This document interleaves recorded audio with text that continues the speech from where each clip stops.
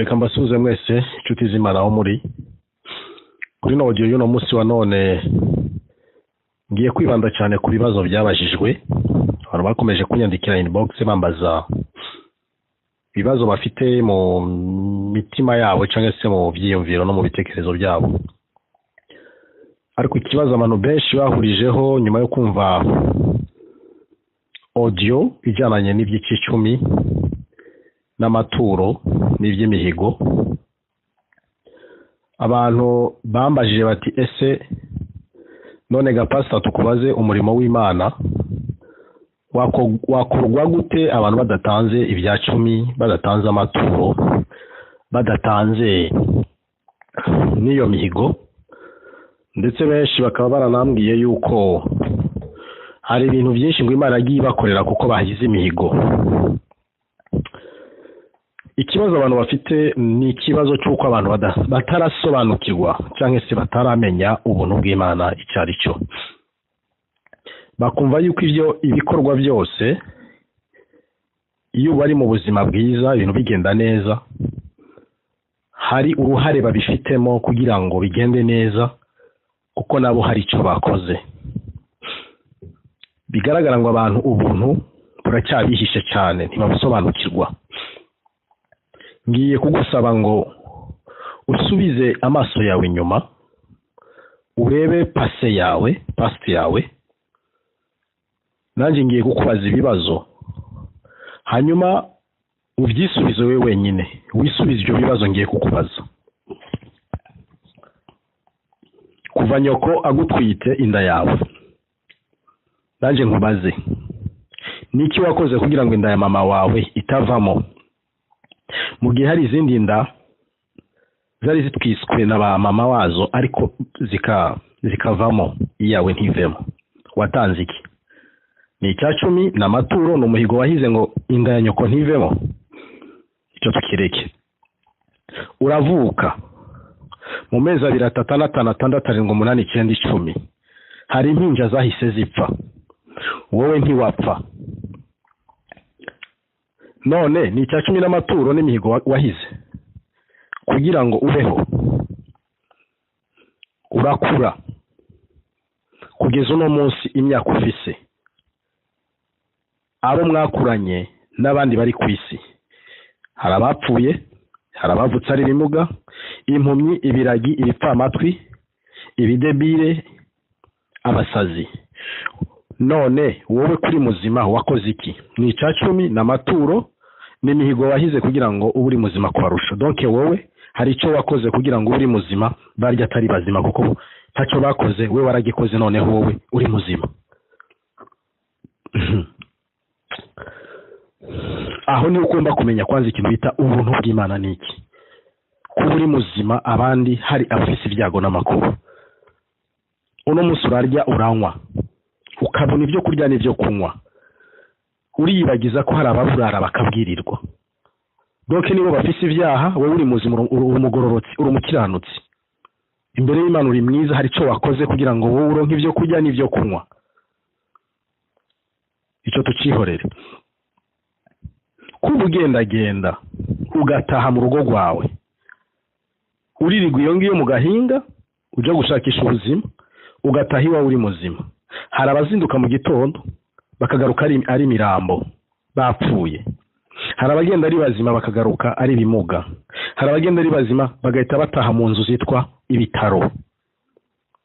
Donc wewe hari icyo wakoze kugira ngo utaha ukagenda uri muzima, umwaka ugashira undi ukaza. Ni imihigo watanze se? Ni ibya 10 n'amaturo? Wisubize icyo kibazo nanjye nkubajisha, tubyihorere. Ubu se ko hari ingo nyinshi zashinzwe abantu bagakora amakwebo, ariko mu mwaka wa mbere, wa kabiri, wa gatatu, wa kane, wa gatanu zigasenyuka, urugo rwawe rukaba rukiriho ari ruzima. Tuvuge ko wowe watanze ibya 10 n'amaturo n'imihigo kugira ngo urugo rwawe rube rugikomeye imyaka 10, 15, 20, urugo rwawe rukiriho, hari icyo wakoze? Ubyibaze kandi ubyisubize. Donc wowe hari icyo ukora kugira ngo Imana ikurindire urugo rwawe. Ibyo tubyihorere. Urize amashuri, ugeze muri universite ndetse uranayirangije ugize n'amahirwe ubonye akazi, wibagiwe ko hari abo mwatangiranye batarangije na secondaire. Wakoze iki kugira ngo urangize universite? Ese kugira ngo uyirangize uhite ubone n'akazi hari abayirangiza ntibakabone, wowe wakoze iki? Ni cya 10 n'amaturo n'imihigo wahize kugira ngo Imana ibigukorere. Ucisubize nawe, icyo tucihorere.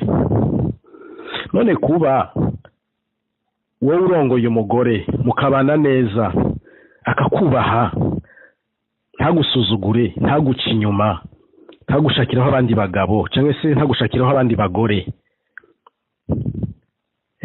abandi bagabo bakaba baca inyuma abandi bagabo baca inyuma abagore babo, hari n'abagore baca inyuma abagabo babo, urugo rwabo rugahoramo intambara n'induru, imitima y'abantu yaratutumbye, yarabyimbye, yenda guturika, abantu bameze nk'abasazi, barajunjamye, barabaye ibiragi kubera ibibazo byabarenze. Wowe urugo rwawe rukaba ari ruzima, umugore wawe ntaguca inyuma n'umugabo wawe ntaguca inyuma. None ushaka kumbwira ko hari icyo wakoze, hari uruhare ubifisemo kugira ngo Imana irinde urugo rwawe? Hari abandi bibaho bakagira ibyo byago nayo makuba. Donc watanze cya 10 n'amaturo n'imihigo kugira ngo urugo rwawe rumere neza. I'm sorry, ndakubwira ingaruka z'umuntu ufite ibyiyumviro bimeze gutyo uko bimera. None ko wabyaye umwana wa mbere ari muzima, wa kabiri ni muzima, wa gatatu ni muzima, wa kane ni muzima, ndetse ugeze muri 5 6 ni bazima bose, ubashije no kuronka minervare yabo, barize bararangije, abandi ntibararangiza bafite abasapoti. Donc abandi bavyara abana batuzuye, abana bakagwaragurika, abana bakaza badafite ingingo nzima, wowe hari icyo barusha, kuko aba wari bazima bariya noneho kuko bagize ibyago bakavyara ibimuga, bakavyara ibidebire, bakavyara abana batuzuye, wowe uri muzima rero. Donc hari icyo wabikozemo ubarusha, wowe watanze cya 10 n'amaturo n'imihigo, noneho urarayisisa. Abantu dufite ikibazo cyo kutamenya ikintu cyitwa ubuntu icyo ari cyo. Reka tuve kuri ibyo ngibyo, nongere nigarukire nkubaze ikibazo. Kugira ngo Yesu Kristo Imana ifate icyemezo cyo kumanuka mu isi, yambara umubiri w'abantu, abantu bayisuzugure, bayikubite, bayituke, ahasigaye bayimanike ku giti, ku musaraba, ibyaha biteshwa agaciro, igihano gikurweho cyatuzaniraga kurimbuka, nuko wabitangiye cya 10 bitangira n'amaturo, bitangira n'imihigo. Hari icyo wabigizeho, wabikozeho, waravyiyiririje se? Wagiye muri 40 jours uzazimwe abantu basigaye baragize umuhango wo kwigana Yesu ngo amaze 40 jours, wari wazikoze kugira ngo Yesu abambwe ku musaraba? Uno munsi nimba wubatse inzu ukaba ugeze kuri finale, ukaba wirangije uyujuje warayitashe, abandi bakazubaka ntizuzure, zikagarukira hagati, projet zabo ntizikomeze, nuko wowe wabigizemo uruhare kugira ngo wowe bireyisise abandi ntibireyisise. Wamaze imyaka ingaho unyotewe kuza Burayi, muri Amerika, utembera isi, ufite umushahara mwiza, ibintu bigenda neza, wibwira ko hari uruhare wabigizemo kugira ngo ayo mahirwe agusekere? Ni cya 10 n'amaturo n'imihigo wabitanzemo kugira ngo wowe bireyisise abandi bipfe? Basubize ubwenge inyuma. Genda ndasubiza abantu bose bafite ikibazo cyo kuvuga ngo hari icyo bakoze kugira ngo Imana nayo bakorere. Mwari mu madini, mwavuye mu idini, benshi bavuye mu idini, twese hano twari abakatolike, twavukiye mu bakatolike, ndanabashima kuko bafise administration nziza. Mu bapadiri nta escroquerie ibamo, akwigisha ibyo yigishijwe nawe nuko abizi, nta kundi. Ariko ntabwo uzobona muri katolike bakurya ibyawe bagusabiriza udufaranga, uturuhisha kudatura, ibyo ntacyo bibabwiye, sabakene. Ugize gutyo uri mutuve mu bakatolike kubera igipindi cy'abarokore, uje mu baprotestant, abaprotestant batangiye kuzuza inyigisho z'amategeko y'abantu, barakurya ivyo bakakubwira ngo ivyigukorera Imana byose bigukorera kuko ari cyo watanze.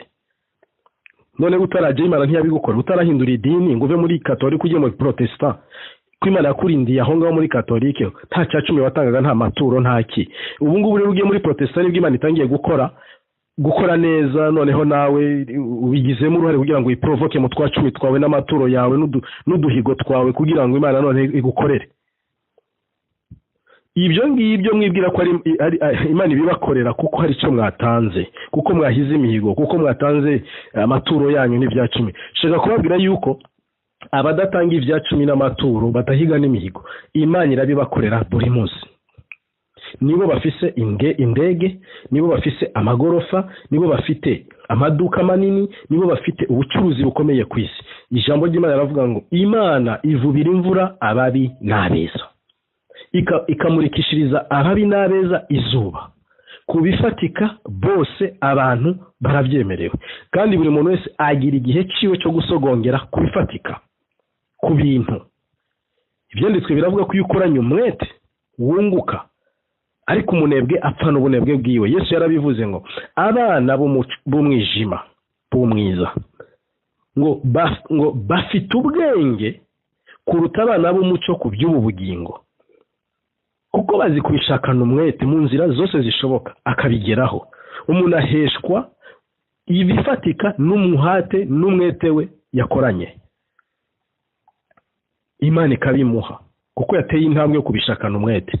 Uracuruza ukiri muto ugakomeza kugira umuhate wo gucuruza, ntucike intege, ukazunguka ukagera ku byo wifuza, ukagera ku butunzi bwinshi. Mugende mu mwige historique y'abakire benshi, y'abacuruzi benshi bahereye ku masigareti, ku makara, ku magi, ku mandazi, utuntu dushiriritse, ku bishimbo mu masoko, ku ntoryi. Ariko uko akorana umwete akazozamuka. Ni cya 10 se yatangaga kugira ngo bizamuke. Aba bose bazamurwa nuko batanze ibya 10 n'amaturo n'imihigo.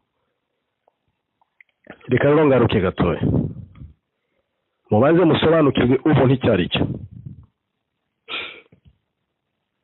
Hose ntango zitanga ibya 10 n'amaturo abagore n'abagabo bahora bashwana ijoro n'amanywa ko bitabahesha umugisha w'amahoro. Ama divorce ahoraba kuki yaba ayo ma divorce abakora iki kandi batanga ibya 10 n'amaturo bagahiga n'imihigo, abandi ingo zabo zigakomeza abandi ntizikomeze. Byibazeho ubu si imbere yawe urahazi bigiye kuba, ntabwo ubizi. Uno munsi ufite projet yo kurongora, uwo mugore ugiye kurongora ufite icyizere ki, confiance ki ufise ko uzomurongora mukabana neza. Uwo musore ugiye gushakana nawe, uwo mugabo ufite confiance ki ko muzobana neza mu myaka iri imbere. Byose ni ugutanta chance, kuko ntuzi kiri mu mutima we nawe ntazi kiri mu mutima wawe, kandi ntuzi imbere uko bizomera. Mushobora gushakana mukennye mukabana neza, amafaranga yaza akabateranya. Mushobora gushakana mukundana, urukundo nyuma y'imyaka 2-3 rugakonja, mugasubiranamo mugatandukana, canke akaguharikana ukamuharika. Nta kintu dutanga, nta nicyo dukora imbere y'Imana kugira ngo tugirirwe ubuntu bwo kubaho neza no kubona ibifatika. Icyo ni kinyoma. Abantu rero bafite ibyo bitekerezo biyiringira ubwabo yuko hari icyo bakora kugira ngo Imana nayo igire icyo bakorera. Bakavuga ngo ibya 10 byabo nibyo bituma Imana ibaha umugisha. Bakavuga ngo amaturo frande zabo n'imihigo yabo nibyo bituma Imana ibaha umugisha. I'm sorry, ngiye kubavugira ikintu kimwe. Mfite ubwoba, mbafitiye ubwoba abantu nkabo, kuko nanjye ibyo bintu byambayeho. Nigeze kubaho niyiringiye ubwanje, nizera ubwenge bwanje, nizera ubunyamugi bwanje, nizera ko ufite umwete wo gukora amafaranga akaboneka akinjira.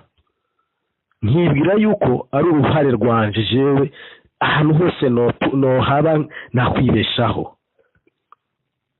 Abantu rero bameze gutyo kenshi kugira ngo Imana ibigishe ubuntu, ibatega imyaka iri imbere mu bihe bizaza ikazobibambura. Ivyo bishingikirije ikabibambura.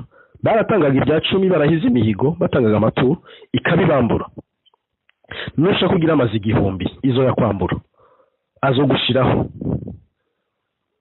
Nimba wiringiye ubwawe ku buzima bwawe, uzarwara, uzaba ikimuga, uzaba paralize. Utibwira yuko abo bibaho we hari icyo barusha. Oya, ntacyo barusha. Nimba urugo wiringiye ruzosenyuka. Hari ahantu Imana igomba kugutereka, ukabanza ugakuritika, ugatondekana, ugasufra, ugatakaza, ugakena, none wamara guca bugufi ukamenya ko nta ruhare ubifitemo wowe, ari ubuntu bwabigukoreye, bwabiguheshaga gusa. Umutima wamara guca bugufi ukareba Imana yonyine, ukakura amaso ku bintu no ku bantu no ku mirimo yawe, none Imana ikazobona kubigusubiza. 15 ans, 10 ans, 20 ans, 6 ans, 8 ans, ugasusa ukavuga uti noneho menya ubuntu. Burya ni ubuntu bwabimpeshaga, si uko ari cyo nabaga nakoze kugira ngo Imana ibinkorere. Si cya cumi, si amaturo, si imihigo. Hari abambajije rero bati ngo none ngo umurimo w'Imana wotera imbere gute? Ntabwo umurimo w'Imana narabivuze ndabisubiramo, si icya cumi gikora umurimo w'Imana, si n'amaturo, si n'imihigo yanyu. Ibintu byose bikorwa n'amahera ni imishinga abantu bihangira bafabrika ubwabo. Umurimo w'Imana ukorwa na mpwemu yera, Mwuka wera ni ukora umurimo. Nanjye rero nkababaza iki kibazo kindi mukinsubize. Kugira ngo Yesu avuke hatanzwe amahera angana iki? Kugira ngo tubambirwe ku musaraba hakoze bije ingana iki?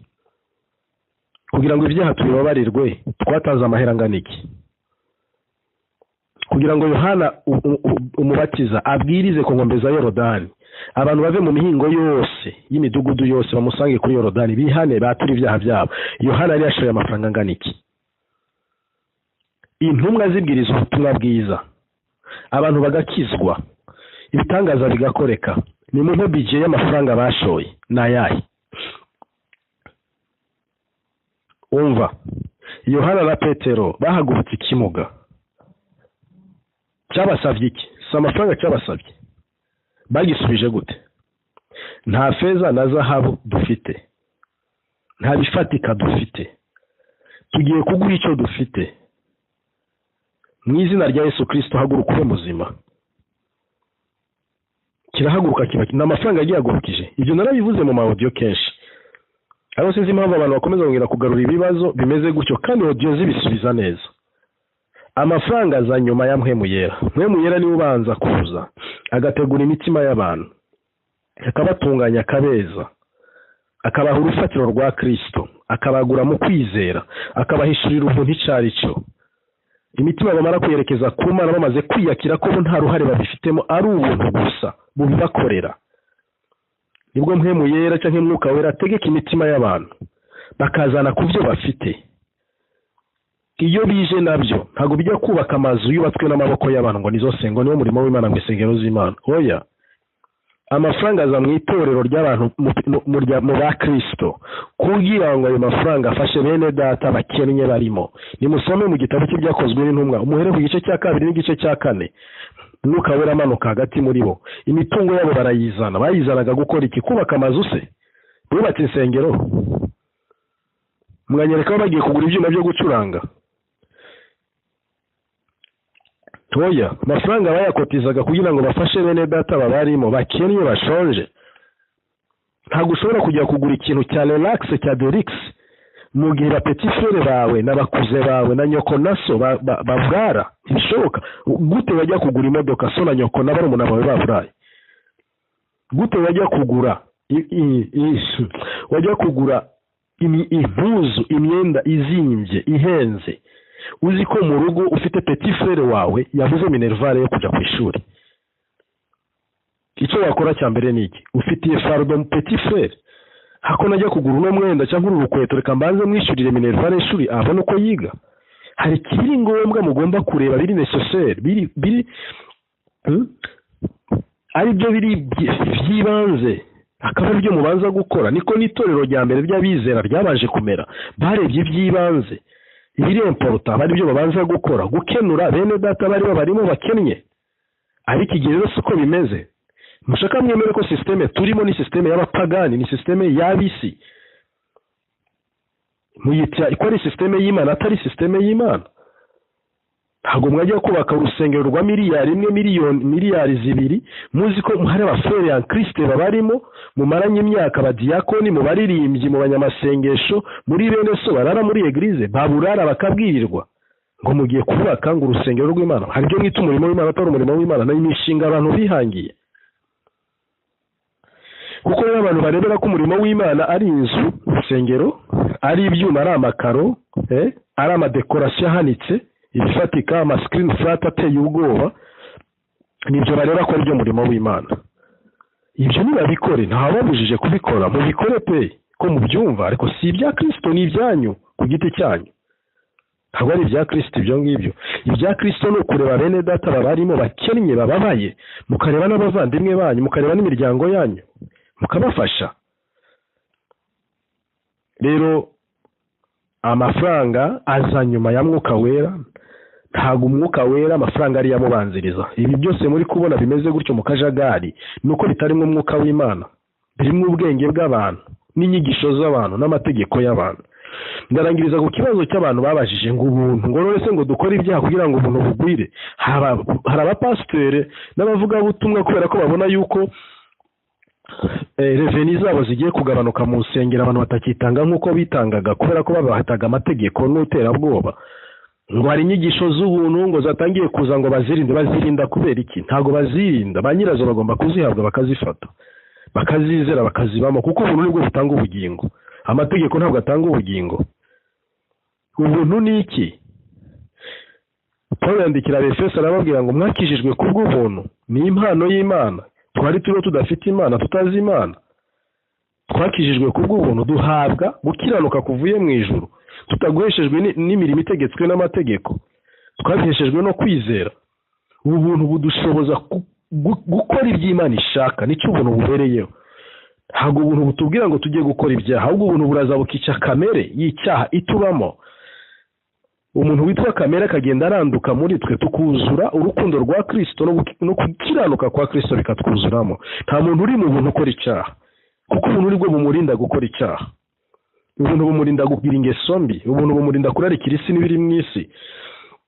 Ubuntu bumuha ubwenge buvuye mu ijuru n'amafaranga atunze akamenya uko yakoresha. Ibiri important, ibi bifite agaciro kuko abayoborwa n'umwuka. Ubuntu ni Mwuka Wera ukuzamo akakuyobora mu nzira zose. Ndasubiza rero bene data bose bari bafite confusion no kwibaza bati mafaranga ngo twakoze imihigo. Hari n'abahanuzi dayeri, hari n'abahanuzi ngo bahanura mu mabyumba by'amahombi no mu ma eglise ngo udatanze ngo icya 10 ngo niyihane niyature. Ubwo buhanuzi burapfuye. Abahanuzi nk'abo bakuriye muri doctrine z'amategeko n'inyigisho by'abantu mu madini yabo, bagendererwa n'iyo myuka y'amategeko nibatera guhanura ibinyoma. Nta buhanuzi bwa Kristo bushobora kuza kubwira abantu ngo nibihane kudatanga icya 10, ngo nibihane ngo akora ibintu bisetsa n'amategeko ari hano hanze. Ahubwo ubuhanuzi buzima n'ubuza kubwira abantu mwaretse urukundo. Muri musome ibyashu uko bivuga. Mfite icyo nkugaya ko waretse urukundo rwa mbere, ngo nimwumve icyo Umwuka Wera abwira amatorero. Hari icyo nkugayaho, nuko waretse urukundo rwawe rwa mbere. Ntabwo Umwuka Wera ashobora kuza kukwihanisha abantu ibya 10 n'amaturo. Amategeko ya Mose yacyuye igihe, twarabivuze. Umwuka Wera yihanisha abantu kutizera Kristo. Umwuka Wera akihanisha abantu kuva mu buntu bw'Imana barabusogongeye. Umwuka Wera akihanisha abantu kuba badafite urukundo rwa Kristo muri bo. Umwuka Wera nicyo yihanisha abantu. Mujye mushishoza abo bahanuzi bikakaza kubera doctrine z'amadini bakuriyemo, bagahanura ibinyoma. Kandi ibintu byose twarabivuze, ibintu byose biteranirijwe muri Yesu Kristo. Nimwigire ku itorero narabivuze mu matopike ya mbere. Nta hantu na hamwe wasoma Yesu Kristo kuva kuri Yohana Umubatiza kugera mu gihe yabambwaga mu ivanjiri yateguraga itorero. Nimunyereka ahantu Yesu Kristo yategetse ba Yuda na ba Yohana na ba Petero gushyiraho igiseke cy'ibya 10 n'amaturo. Nimuhanyereke mu materaniro ye. Ntaho. Nimba twigana Kristo, ibyo ntabwo twabikora nimba turi aba Kristo. Kuko igikorwa cyari cy'Umwuka Wera, Yesu yarabizi ko Umwuka Wera naza azabategeka gutanga, azabaha n'ibirenze batange byinshi banasagurirwe. Nimuhere kuri Pentecote, itorero rivuka rya Kristo. Ni hehe mu itorero rya Kristo rivuka intumwa ari 120 bateraniye hejuru mu cyumba, iteraniro rya mbere? Ni hehe bigeze batambikiza igiseke aho ngaho cy'amaturo n'ibya 10 n'imihigo? Ntaho. kuko umurimo wari uw'Umwuka Wera yahataga imitima y'abantu gutanga. Impamvu no munsi abantu batitanga nuko icya mbere bikakaye, biri mu mwijima. Icya kabiri nta buntu bubirimo, birimo amategeko n'inyigisho by'abantu. Abantu barakakaye mu mitima, kandi n'ibyo batanga barabitanga bigakoreshwa bidafite umumaro. Ntibikenura ubukene bw'abene data basengana mu rusengero. Niwe mupasiteri kumva ko umutwaro afite no kugura ijipo ihenze, akubaka amazu ye, abana be bakajya kwiga heza, nicyo amafaranga y'abakristo abamariye. Ni ukuzamura umuryango umwe, ntaguza amafaranga mutanga azamura n'imiryango yanyu muri rusange, kuko pasiteri yifitiye fardo y'ubuzima bwe ku giti cye, ntafite fardo y'abakristo bagenzi be. Ariko abakozi b'Imana b'ukuri barasaranganya bagasangira, biravuga ngo basangiraga ibyabo n'umutima umwe, abone ibyo ba Kristo. Nimba mundundandundaho ayo mafaranga nkazamuka njyewe nkubaka amagorofa, abana banjye bakajya kwiga muri za Etats-Unis n'ahandi hakomeye, mwebwe abanyu bagakomeza kuba muri primaire za leta, nkabasoroma mwayo mafaranga, mwe mwavuga mute yuko ibyo bintu biri mu Mwuka w'Imana? Umwuka w'Imana barasaranganya barasangira ko nabavandimwe, nabivuze.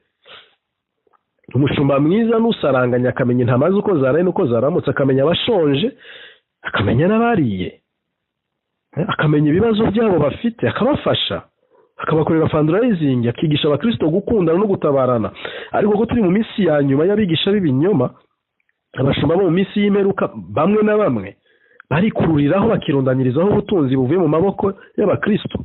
Ahubwo abakristo murakomeye, muranashoboye, muzagira ko mufite muba mu mazu y'ubukode, minerivare z'abana z'amashuri, imisoro ya leta, za mituweli, assurance za maradi, izo dépenses no kurya no kunywa, mukabona nayo mujya gusagurira abashumba banyu. Imana ishimwe ko ntari muri abo bashumba, sinzana babamo, Imana yampaye ibimpagije. Mukabatunga bakazamuka, mugasora imisoro y'amareta yanyu, mugasora n'imisoro y'insengero zanyu mu bya 10 n'amaturo. Ni formule gusa zahindutse. Ngaho courage, Imana ibampera umugisha. Nasobanura gasubiza ibibazo bene data babajije kubijyanye no kuvuga ngo umurimo w'Imana ngo wakorwa gute. Umurimo w'Imana si amafaranga ukora, ibikorwa n'amafaranga ni imishinga abantu bihangiye, ntibibamwe Umwuka w'Imana. Twe turasubiza rero itorero ku rufatiro rwa Kristo kugira ngo umurimo uzakorwe na Mwuka Wera, we gukorwa n'ubwenge bw'abantu n'inyigisho z'abantu n'amategeko y'abantu n'amafaranga bizakorwe na Mwuka Wera. Mwuka Wera kandi azabikora. Nasubizaga rero ku bibazo bene data bari bamaze iminsi bari kumbaza hirya no hino, banyandikira bambaza kuko barebera ibintu mu mubiri no mu bwenge, ntibabirebera mu mwuka. Ndabisobanuye bihagije, Imana ibaha umugisha. No mu bwenge ntibabirebera mu mwuka. Ndabisobanuye bihagije, Imana ibaha umugisha. No mu bwenge